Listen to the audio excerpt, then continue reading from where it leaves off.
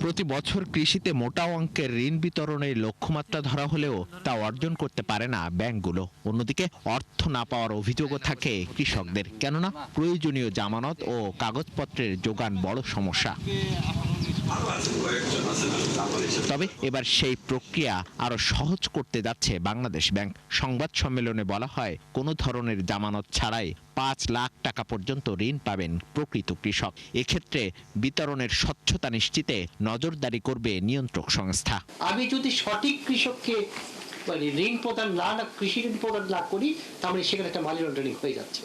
হ্যাঁ, অবশ্যই ব্যাংক নিশ্চিত করবে যার হাতে কৃষি ঋণটা পৌঁছাচ্ছে সে প্রকৃত কৃষক।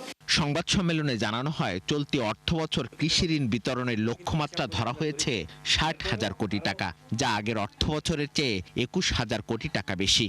আর লক্ষ্য অর্জনে প্রতিটি ব্যাংকে মোট ঋণের অন্তত 4% কৃষিতে বিতরণের বাধ্যবাধকতা দেওয়া হয়েছে। ডেপুটি গভর্নর জানান, উৎপাদন বৃদ্ধির মাধ্যমে মূল্যস্ফীতি নিয়ন্ত্রণেই প্রধান লক্ষ্য।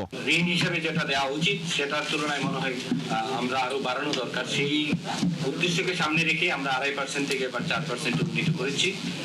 এটা ভবিষ্যতে আরো বৃদ্ধি পাবে, যাতে কৃষি যে অবদানটা জাতীয় রাখে সেই অবদানের সমপরিমাণ বা অবদানের সাথে সামঞ্জস্য রেখে কৃষিতেও আমরা ঋণের বিতরণ সহ অন্যান্য সুযোগ সুবিধা বৃদ্ধি করতে পারি। কোনটি অর্থনীতিটাকে চাঙ্গা করতে হবে, এই চাঙ্গা করার জন্য পর্যাপ্ত অর্থায়ন বা অর্থের সরবরাহ নিশ্চিত করতে হবে। সেই টার্গেট করেই আমরা এবার 39,000 কোটি টাকা থেকে প্রায় 53% বাড়িয়ে 60,000 কোটি টাকা নির্ধারণ করেছি। কেন্দ্রীয় ব্যাংক জানায়, স্থানীয় কৃষি, মৎস্য বা প্রাণী সম্পদ কর্মকর্তার প্রত্যয়ন অথবা কৃষক কার্ডের মাধ্যমে চিহ্নিত করা হবে প্রকৃত কৃষকদের। মিসবাহ হাসান, 71, ঢাকা।